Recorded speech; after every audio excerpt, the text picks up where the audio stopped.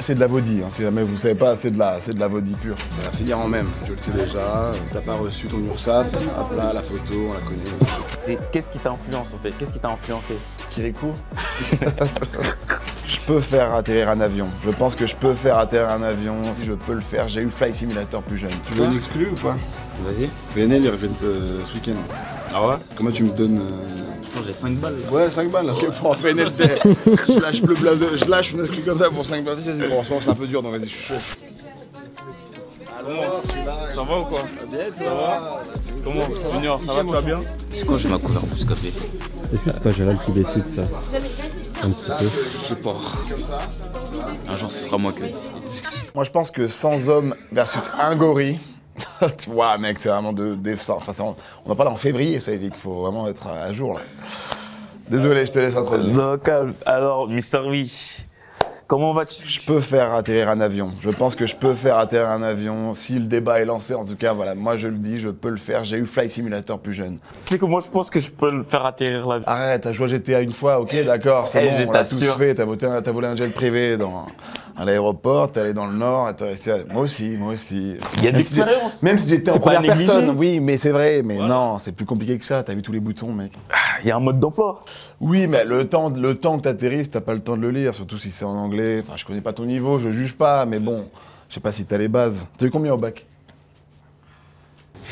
Mister Ah, V, merde. alors, Ah, vous embauchez Non, comme je ça, au flow. Au bac Il est arrivé, il avait des bonnes... d'anglais, je Ah, sais t'avais pas. une belle paire, t'es embauché, c'est ça. J'ai une super, mention c'est assez capté. bien.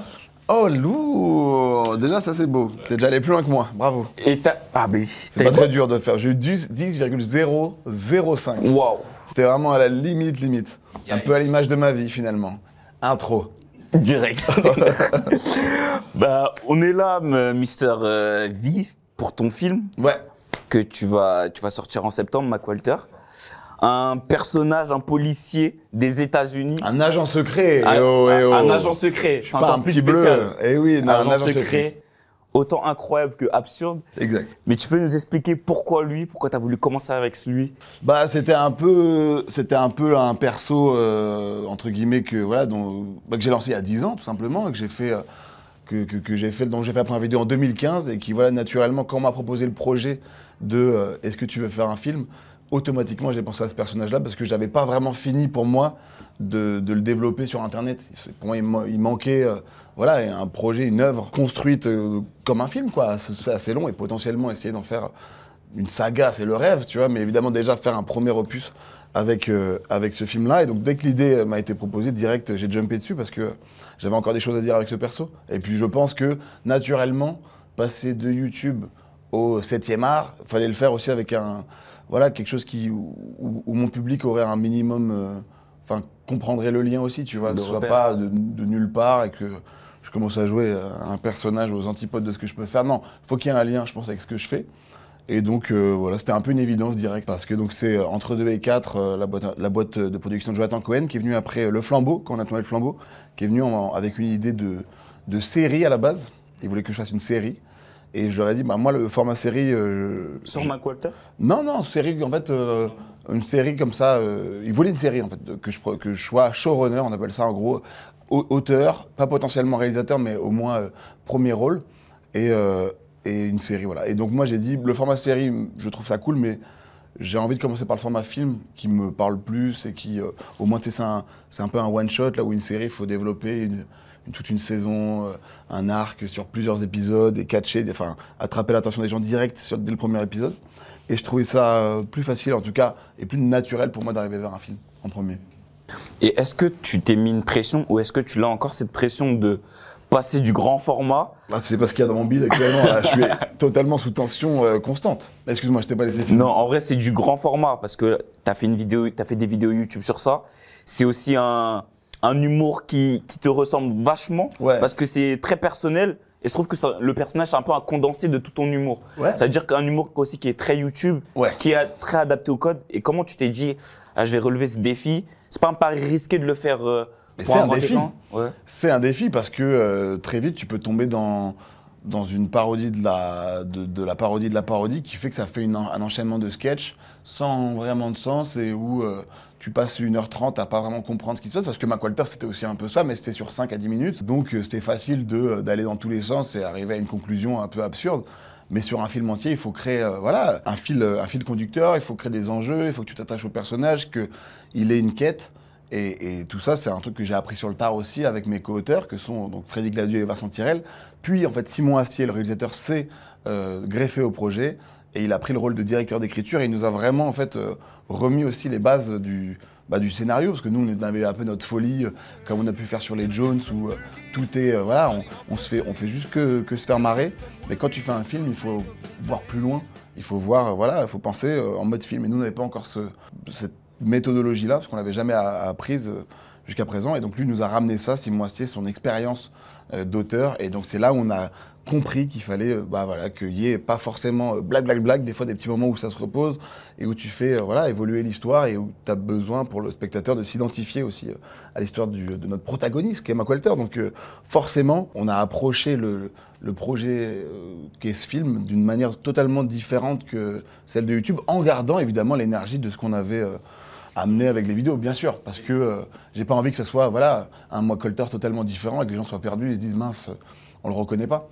On est arrivé, pour être honnête, à la toute première version avec Freddy et Vincent, à une version de 260 pages. Ce qui fait un film de, je sais pas, de 4 heures. Et donc tu peux pas du tout le sortir. Et en fait, on savait pas, on comprenait pas. Et ils nous ont dit, non, il faut que ça reste sur 100 pages pour que ça dure 1h30. Il faut, voilà, couper. Il y a beaucoup de trucs à couper pour que ça tienne en place, en termes de budget et en termes d'histoire dans tous les cas. Et tout ça, tu l'apprends sur le tard, mais c'était hyper intéressant. Et je pense que j'ai gagné 5 ans d'expérience, je pense, avec ce film.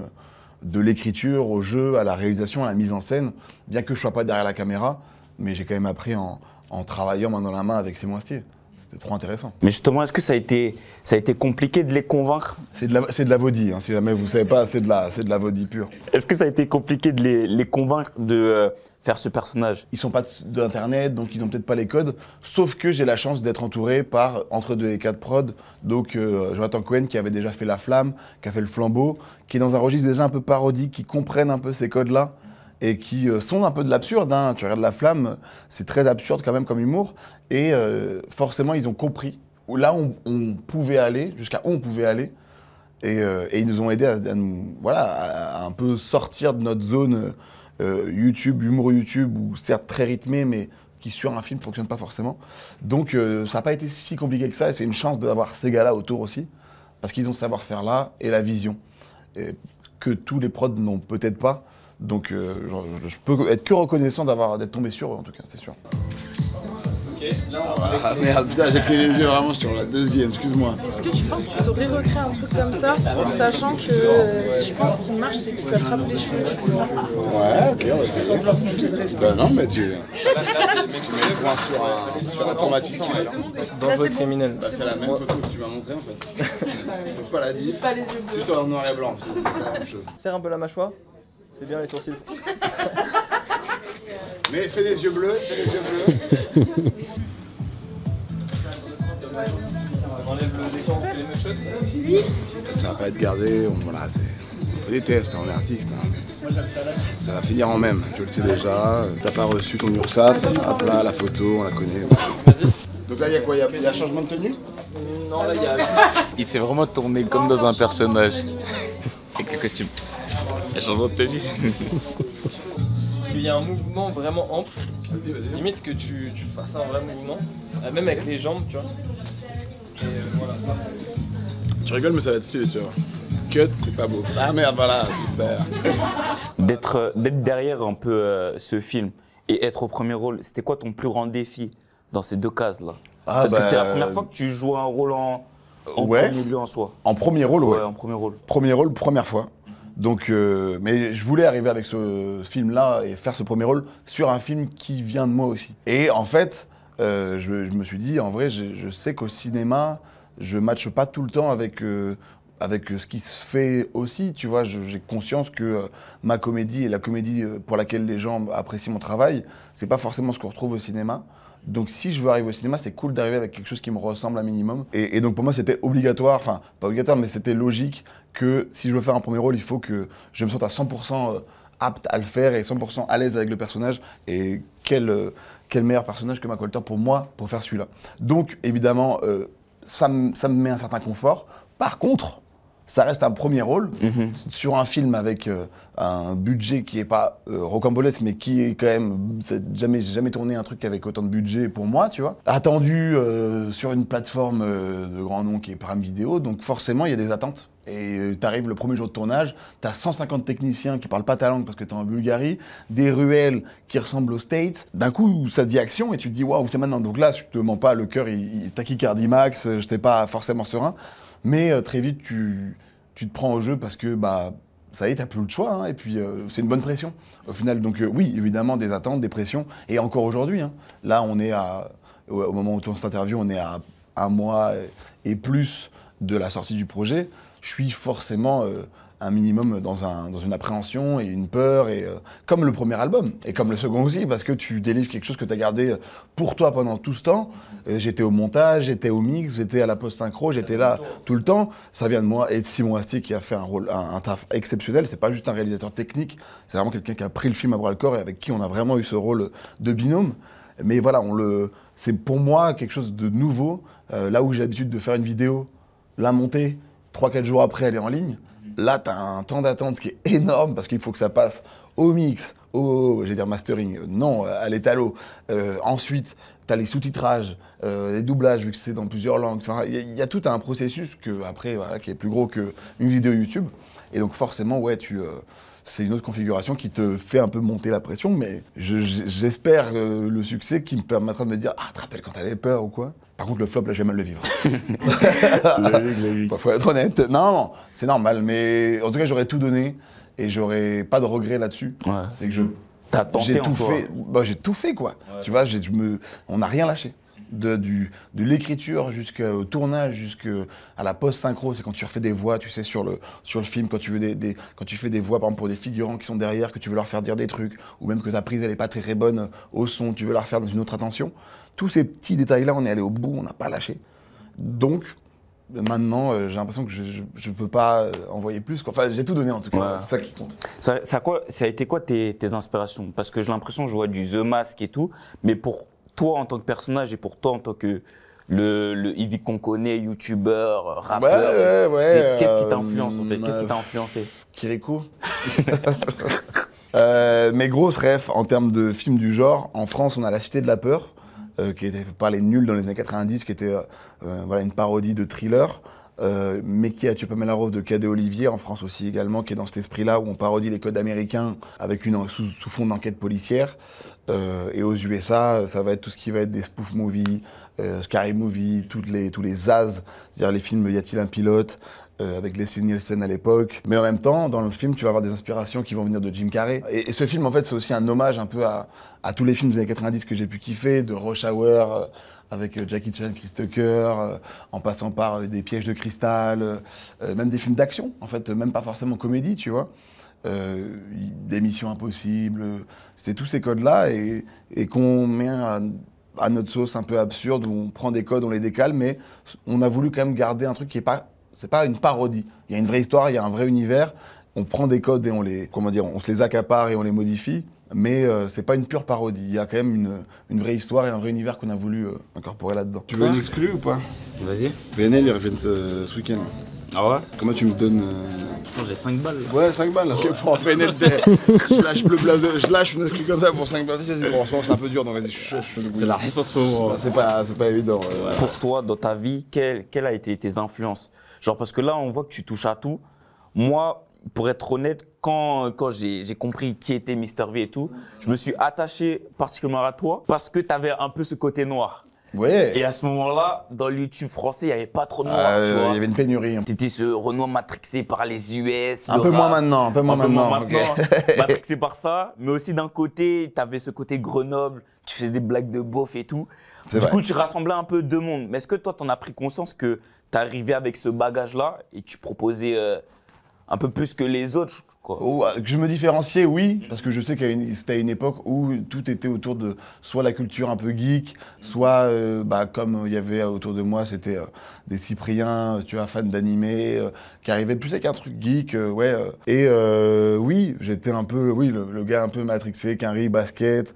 Mais j'ai toujours un peu été comme ça, même au collège. Moi, je viens de la campagne. J'étais le seul qui avait des baskets G-Unit avec des maillots des Warriors.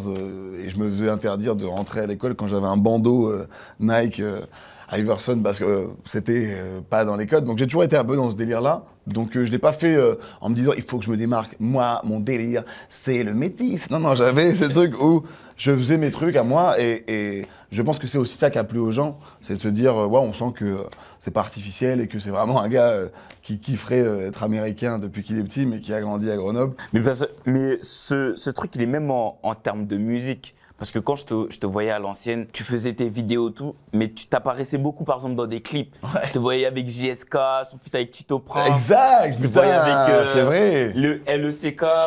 Ouais. T'as fait beaucoup de choses et tout. Et t'étais beaucoup dans l'univers musical et grave. tout. Et je trouve que… Parce que je voulais en être. En vrai, ouais, c'est ça. Et ça s'est fait hyper naturellement. Et je trouve que t'as ramené aussi une vague de personnes qui voulaient voir ces choses-là, mais qui ne le voyaient pas. Tu vois. Ouais, surtout ça a permis, alors je sais qu'à une époque quand je faisais mes vidéos sur le rap, ça a aussi un peu connecté des acteurs du rap avec un peu le monde de YouTube. Donc il y avait un truc un peu stylé, je me rappelle à l'époque, je poste ma vidéo le rap, donc ça remonte, mais voilà, t'avais Sadek qui avait partagé, t'avais Volteface, et c'était stylé à l'époque de voir des mecs de la scène urbaine qui sont pas forcément dans un délire où ils décodent, où ils délirent, partager un truc marrant et se prendre au jeu.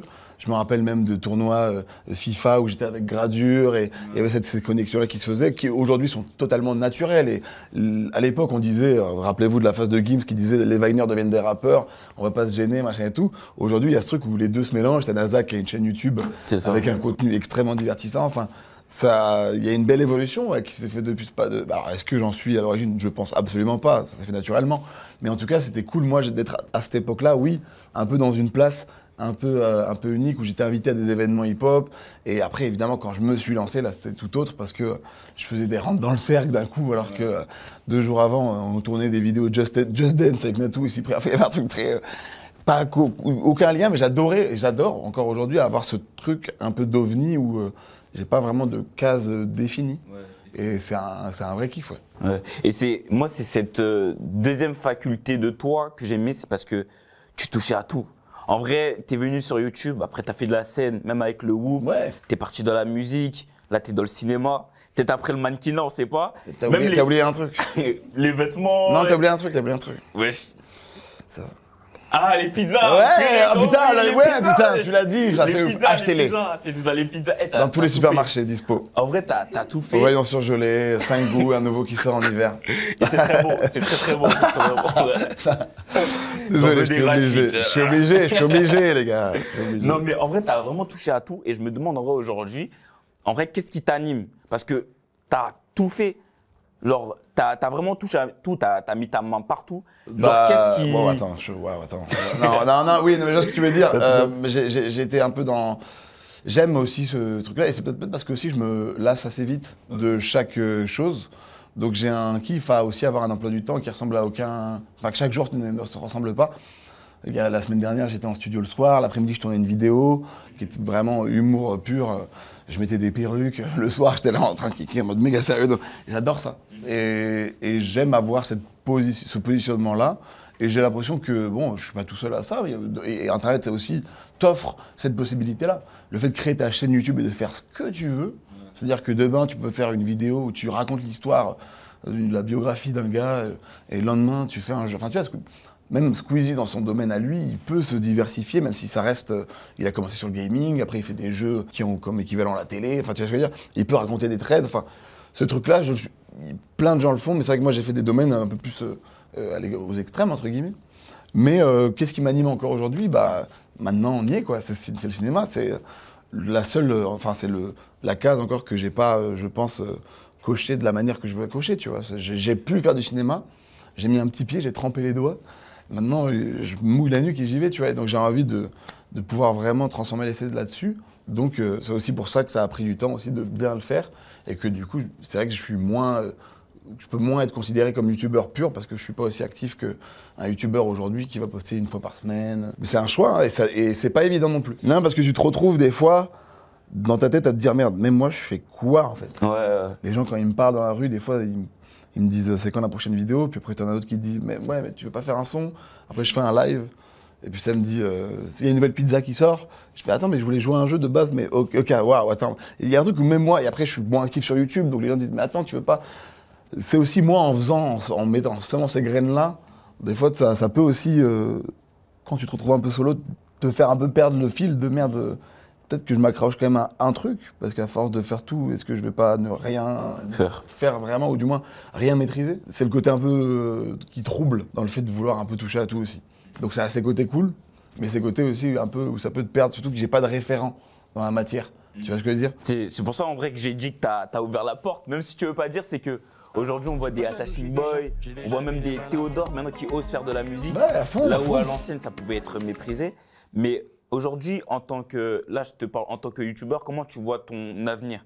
Est-ce que tu dis vraiment je dois faire du YouTube, je dois toujours retourner dans cette case, ou c'est vraiment une volonté de ta part? C'est compliqué de le quitter en tout cas, tu vois, de se dire je vais plus jamais toucher à YouTube, ce serait un peu hypocrite de ma part parce que c'est de là que je viens et que c'est de là où je suis le plus à l'aise de base. Donc non, c'est impossible que je quitte YouTube, je reviendrai toujours. Et en plus YouTube reste aujourd'hui le média en vrai un peu numéro 1, même si tu as d'autres plateformes, mais tu vois, je me vois pas évoluer autre part que YouTube quand j'ai envie de faire des vannes qui me parlent et machin et tout, tu vois, genre je vais pas développer un truc en télé, YouTube ça reste une grosse plateforme, mais il y a plus ce truc aussi de quand moi j'ai commencé où YouTube était un tremplin et on voyait ça comme un tremplin qui devait t'amener vers d'autres plateformes. Donc en vrai non, je serai toujours présent et c'est un kiff et je consomme tellement YouTube aussi que je veux pas quitter le Tu consommes beaucoup? Ah ouais, de fou, je regarde que ça. C'est rare que je me pose devant la télé à part ma meuf elle le fait donc bon, Secret Story, j'ai pas mal suivi cette année. Un peu. Ouais, mais vraiment, c'est dans mon oreille. Et puis je fais. Comment ça, Maillard? Il a dit. Comment ça. Voilà. Ça, malheureusement. Il est sorti. Oui, je l'ai vu, Je peux te mentir que j'ai pas bien dormi. Mais non, forcément, oui, je lâcherai pas le bateau. Comment tu vois aussi l'évolution de YouTube? Parce qu'on voit des gens comme Cyprien, même Squeezie, ils se sont adaptés à cette évolution en faisant des vidéos hyper produites, avec des concepts et tout. Est-ce que tu dois faire la même chose? Ou toi, quel est ton regard vis-à-vis de ça? Bah, je l'ai un peu fait en faisant j'ai fait une vidéo de qui c'est qui fera la meilleure chanson paillarde. Bon, ça reste dans mon ADN, mais j'ai ce côté un peu crypted reality, je sais pas c'est quoi le terme pour dire jeu, divertissement simplement. C'est pas là où je me sens le plus inspiré, parce que c'est un vrai game. J'ai pas, en fait, quand j'aurai le concept qui me fera marrer et tout, et que je me dis vraiment ça vaut le coup, pourquoi pas. Mais j'ai pas forcément envie de me greffer à la tendance parce que ça marche. Maintenant, la fiction n'a plus trop de place sur YouTube, c'est vrai. Je pense juste qu'il faut réussir à retrouver le moyen de rendre la fiction divertissante. On planche là-dessus avec justement Freddy Gladieux et Vincent Tirel. Et il y a 2-3 vidéos là qui sont dans les tuyaux, qui vont arriver après, avant McWalter. C'est pas du tout demain que je quitte YouTube, quoi. Même je reviens. Bon voilà, je le dis, c'est bon. Je voulais pas le dire, bon voilà, je reviens, donc oui, c'est prévu. Mais est-ce qu'il y a un changement précis dans l'ère YouTube qui t'a marqué? Oui, complètement, mais ça, je pense que tout le monde en fait le constat. Le fait que TikTok soit apparu, je pense que ça a fait que là, quand tu veux te marrer ou voir des contenus créatifs, de comédie pure, tu vas aller vers TikTok, je pense, aujourd'hui. Et YouTube, oui, t'as plus comme à la grande époque des studios Bagel, Golden Moustache, ou même de nous avec les podcasts et tout ça. Il y a moins d'attrait, enfin les gens sont moins attirés par ce format-là. Mais est-ce que je le vois en négatif? Non, parce que moi je consomme énormément de trucs aujourd'hui, que ce soit des formats très longs. Tu vois, le format long aussi est arrivé sur YouTube. C'est quand même rare d'avoir une vidéo à moins de 30 minutes aujourd'hui, tu vois. Enfin. Donc, moi, je viens d'une époque où, quand tu faisais une vidéo depuis 8 minutes, on faisait « Oh, mec, ça va, tu vois qu'on a tout, on a que ça à foutre ». Aujourd'hui, c'est quoi? Attends, c'est un Vine ton truc que tu fais là? Tu fais 8 minutes? Donc, même ça a changé. C'est naturellement aussi, YouTube prend plus de place, ça remplace la télé. Sur la télé, il y a des formats qui se veulent plus longs parce que tu as besoin de remplir des grilles de programmes, tout ça. Ça va avec le fait que YouTube prenne plus de place aussi. Donc, est-ce que je le vois négativement ou positivement? Non, je pense que ce serait être un petit boomer que de voir ça en mal, tu vois. Je pense que tout évolue et moi je le consomme, donc en vrai j'ai pas de grosses critiques. C'est juste que oui, j'aimerais des fois revoir des petits sketchs comme à l'ancienne. Parce que c'est vrai que quand on les remate, on a toujours un petit truc de nostalgie kiffant. En fait, ce qui est drôle avec toi, c'est qu'en plus, on attend toujours ta prochaine vidéo.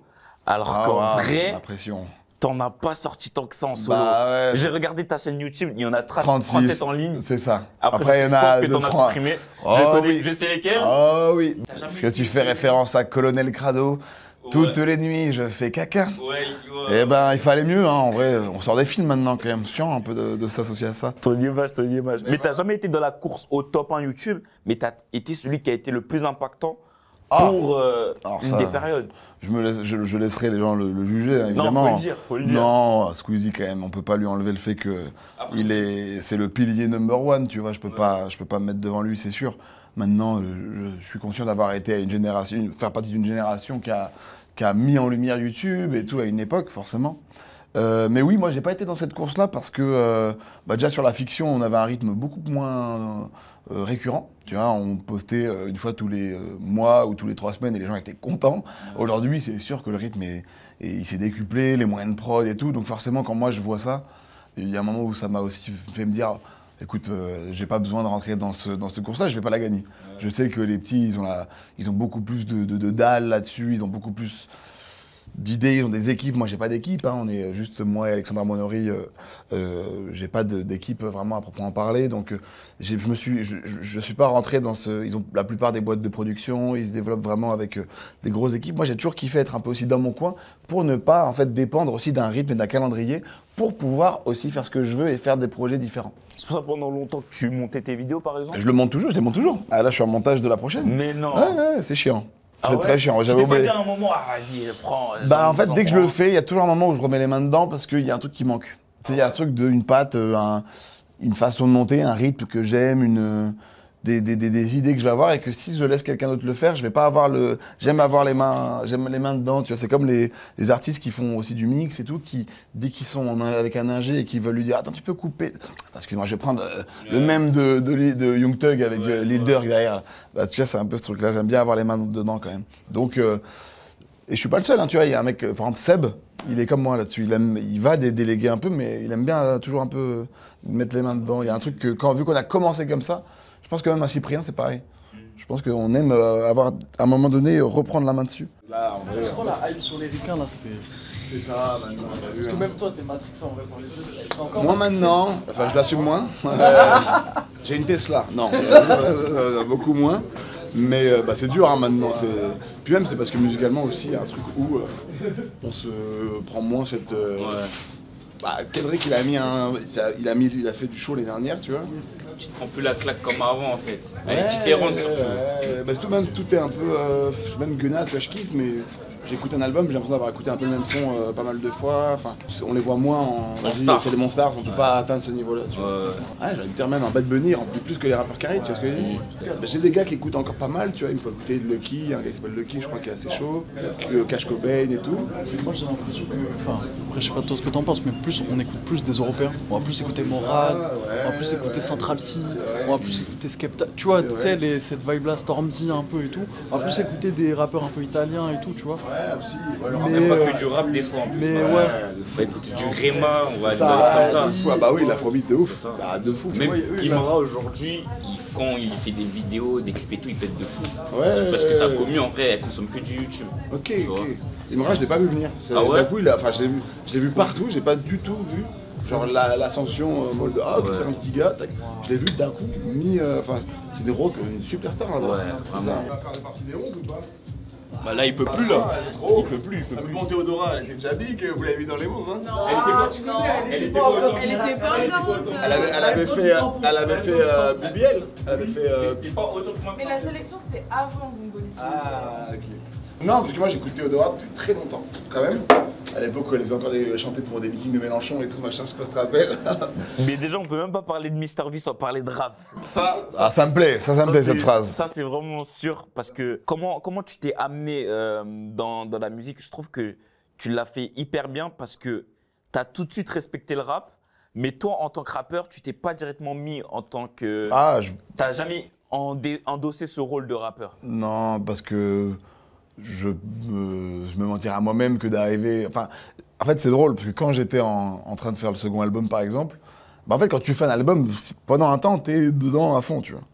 Et j'en parlais dans ma vidéo quand faire un album 2, mais j'étais tellement au premier degré là-dedans que je me suis vu moi-même me dire « Ouais, gros, là, t'es allé un peu loin dans le RP rap quand même, là, t'es allé un peu trop profond. » T'es en studio aux States, il y a des meufs qui rentrent dans le studio et tout, machin, et il me présente et tout, il fait « Hey, it's a French YouTuber » et tout. J'étais en mode « Attends, t'abuses là. T'abuses !» Je dis « Mec, dis rappeur, frère, dis rappeur. » Et après, il y a d'autres gens qui sont venus, il a fait rappeur, et vraiment, j'étais comme ça à fond, ça vaut quoi.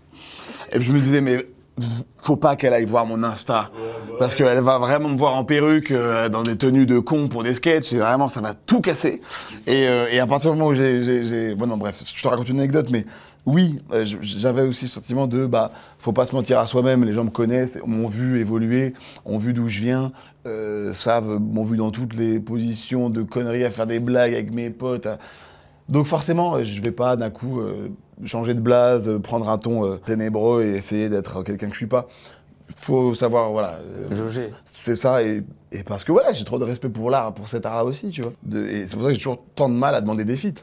Parce que il y a ce truc-là de aussi, c'est une position un peu délicate quand tu connais mon parcours et tout, tu vois. Et c'est pas que même quand je le parodie, je fais en sorte de bien le parodier, je fais en sorte de faire en sorte que les sons soient bien, que… Donc ouais, c'était important, et c'est de partir d'une chaîne musique que je crée qui sépare ma musique des vidéos, c'était aussi important, pour aussi que voilà, la transition elle se fasse naturellement, comme Mac Walter finalement au cinéma, ne pas arriver avec un truc qui est totalement à l'opposé de ce que je fais. On fait en sorte d'aller aussi étape par étape pour que le public se repère et se retrouve là-dedans. Mais ça passe ou pas. Exactement. Tu nous faufilais tes exactement. Idées, même avec Carmen et tout ça. Exactement. Et c'était la team avec qui j'ai commencé le son. Après, si tu vas aussi plus loin avec Laylo à l'époque, on s'est connus très jeunes, c'est lui aussi qui m'a permis de vraiment faire mes premières armes aussi là-dedans. Donc il y avait… en fait, j'étais aussi entouré de gens qui le faisaient et qui le faisaient avec tellement de respect que j'avais pas du tout envie d'être le mec qui arrive et qui pose son couplet et qui gâche le son sur lesquels ses potes posent, tu vois. Il y avait un truc aussi où nous, on le faisait dans notre temps libre de façon très sincère. Quand est-ce que déjà tu vas faire ton retour? Et est-ce que cette absence, parce que ton dernier projet il date de 2020, réédition 2021, je pense. Ouais, ça fait longtemps. Est-ce que, genre, 5 ans en vrai dans le rap, c'est beaucoup, dans la musique, c'est beaucoup. Qu'est-ce que tu veux amener de nouveau à toi? Qu'est-ce que t'écoutes, tes influences, c'est quoi? Je vais revenir avec de la drill, je pense que ça a bien marché. Le mec, il est vraiment resté en 2001, puis il a dit non, j'ai des sons de l'époque qui vont sortir, mon gars, avec Jersey Drill, hein. Bon, ça commence à partir en Jersey, ça va être fou. Non, en fait, ce qui est perturbant, c'est que quand tu t'arrêtes et que bon, tu continues à en faire un peu, mais la musique évolue en fait très vite. Et il faut rester un peu connecté au truc et garder le fil. Et vu que je me suis mis sur un tout autre projet qu'est le film, forcément j'ai délaissé à un moment donné. C'est pour cela que depuis 2 semaines, je suis en séminaire un peu partout. Et que voilà, ça y est, on s'y remet. On s'y remet maintenant qu'on a… Je voulais pas faire le film en étant en même temps la tête là, la tête là, la tête là. C'était important pour moi de vraiment me consacrer à fond, comme j'ai fait l'album et que je faisais pas forcément de vidéo. J'étais consacré à 100% dans le projet. À chaque fois, c'est toujours ça. Hein. J'y vais à fond. Donc, forcément, il y a une envie de revenir. Mais je prends le temps parce que voilà, il y a le film et surtout une envie de revenir de la bonne manière et pas précipitamment parce que j'ai perdu du temps et qu'il faut. Donc, c'est aussi faire en sorte que ce que j'ai pu faire jusqu'à présent, la suite soit une évolution et non pas la continuité un peu plate du truc, et on se dit bon il y a pas une… Et 5 ans après surtout, il y a une nouvelle génération d'auditeurs qui est beaucoup aussi, mais qui est beaucoup plus exigeante. Ouais, la dernière fois j'ai vu un clip d'un son et il y a le top com, c'était on en parle de la structure du morceau. Ouais. Je dis quoi? Alors maintenant les commentaires, les gars sont réels dans les commentaires, c'est dingue. C'est ça, c'est fou, tu vois. Ils vont te dire attends, c'est enregistré avec quel micro là? Parce que j'entends que c'est du AKG, ça j'aime pas du tout. Non, c'est une autre audience, et donc forcément, il va falloir se réadapter à ça. Donc il y a une stratégie qui commence à se mettre en place pour revenir, disons pas trop d'un coup, mais petit à petit. Mais vous le saurez, et on en reparlera dans pas très longtemps, je pense. Et tu as des artistes que tu écoutes plus en ce moment? C'est quoi tes influences du moment, ceux que tu as découverts? Moi, je ferai toujours de la propagande pour mon refrain KLS, qui se développe bien, qui est un newcomer, comme on dit dans le métier, qui arrive et qui m'a fait écouter beaucoup de ses sons que je trouve très lourds. Et vous avez mis en avant Bébé Noya aussi dans les 11 à suivre que j'ai découvert à ce moment-là, que j'ai beaucoup kiffé et j'attends aussi la suite de ce qu'elle va proposer. Et puis en plus mainstream, évidemment, j'attends le retour de mon gars Laylo, évidemment. Mais sinon, non, il n'y a pas de... Enfin si, il y a plein d'artistes. Si, il y a un gars dont je te parlais tout à l'heure aussi, Faygee, Faygee, que j'aime beaucoup. Et sinon, en ce moment, je me remets à écouter beaucoup de R&B.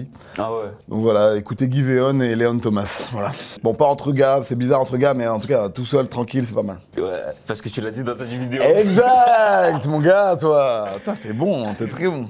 Mais du coup, est-ce que t'as rempli toutes les cases du Ivy Canfin? Non. Le carnet, il en a encore d'autres, elles sont pas encore extrêmement claires. Mais le cinéma, en tout cas, est une première. C'est un t'es dans Mario, là, tu rentres dans un nouveau monde et t'as plein de steps à battre. Bah là, c'est un nouveau que je démarre. Mais non, business en parlant, je trouve que déjà c'est bien. On a fait on a marqué notre terrain un peu là-dessus. Je vais me concentrer beaucoup plus sur l'artistique maintenant, hein, parce que il y a encore beaucoup de choses à faire, ciné et donc musique. En vrai, j'ai déjà accompli des trucs. Essayer d'en développer des nouveaux, là, pour l'instant, c'est pas la priorité. C'est de renforcer ce que j'ai ouvert. Voilà. En vrai, c'est quelque chose que tu parles pas souvent, en vrai, ton côté business. Parce qu'on voit que tu fais des pizzas et tout, mais c'est pas quelque chose qui est vu aux yeux du monde. Genre, les gens, ils se rendent pas compte forcément de ce que tu produis autour de toi. Ouais, parce que c'est pas non plus quelque chose sur lequel... Enfin, comment dire, c'est pas le truc le plus intéressant non plus, je pense, expliquer au public. Je préfère arriver avec une approche artistique, et comme je le fais avec les sketchs sur Kevino de la Mama, où c'est une vanne et à la fin, boum, t'arrives et t'as le produit. C'est toujours cette magie-là qui est plus cool à raconter, plutôt que d'expliquer comment... malgré le fait que voilà, c'est moi qui fais les recettes, on fait nous-mêmes toute la DA, le packaging, la communication, tout ça. On le fait, mais c'est un truc que peut-être je développerai plus tard, tu vois. Peut-être en ayant accompli le truc et en voyant ça de plus loin, peut-être qu'on le développera plus, mais tout cet aspect business, il y a déjà suffisamment de placements de produits, de pubs, de machins de partout, pour que j'arrive et que j'en parle déjà assez quand même. Donc en vrai, quitte à être là avec toi, je préfère parler de musique et de parler cinéma et de parler d'art, tu vois. Mais c'est forcément un pan de ma vie aujourd'hui qui me prend du temps et que je kiffe, parce que ça reste un truc de gosse que moi, quand j'étais petit, je voyais mes restas, j'allais aux States, il y avait des paquets chips avec des Migos dessus, avec des Liotti, avec machin, Bowo qui développe. Il y a un truc de bandeur des States, des enfants qui a toujours été en moi, et aujourd'hui d'avoir ce truc-là avec ma gueule sur une pizza, je te mens pas, je suis très fier, je suis extrêmement fier. Qu'est-ce qu'on peut te souhaiter par la suite? D'avoir des locks. Si ça va pas repousser, je suis chaud. Non, le succès pour Mac Walter. On va dire que... Et puis la santé, hein, on est là, essayer je parle beaucoup de mes affaires, mais en vrai, je pense que la trentaine se passe aussi bien que la vingtaine. Parce qu'en vrai, on arrive dans une période dans le monde qui est là, sous une société qui est un peu plus compliquée, où c'est moins facile. Et je pense que la santé mentale et réussir à garder un bon entourage et les pieds sur terre et un environnement sain autour de soi, c'est pas évident. Surtout dans ce game-là, YouTube devient de plus en plus... c'est plus le petit truc où avant on sortait nos caméras, on faisait des blagues entre nous. Ça devient une vraie industrie, donc ça va aussi avec cette côté plus négatif, et donc je dirais que ça serait de garder le même esprit et la même joie de vivre que ce qui a fait qu'à 15 ans j'ai commencé les vidéos. Et puis d'un point de vue personnel, je parle pour moi, mais tu te lèves le matin, tu regardes Twitter, t'es pas forcément dans une bonne vibe tout le temps, donc la paix dans le monde. Non mais c'est débile, mais voilà, que ça s'apaise un peu de partout, parce que on est là, ça devient relou un peu, ouais. Donc voilà, on espère du positif un peu dans les années à venir ou dans les mois à venir, et j'espère qu'en tout cas, malgré tout ce qui se passe, que je sais que la situation de tous les Français n'est pas forcément toujours au beau fixe, que Mac Walter soit un petit rayon de soleil pendant 1h30 pour les gens, que ça leur fasse voilà, kiffer la vie pendant 1h30, ça serait pour moi je veux pas faire le film parfait, aucun film n'est parfait, mais en tout cas faire passer un bon moment aux gens pendant 1h40, c'est le plus important, je pense. Merci beaucoup. Hein. Merci à toi. Merci.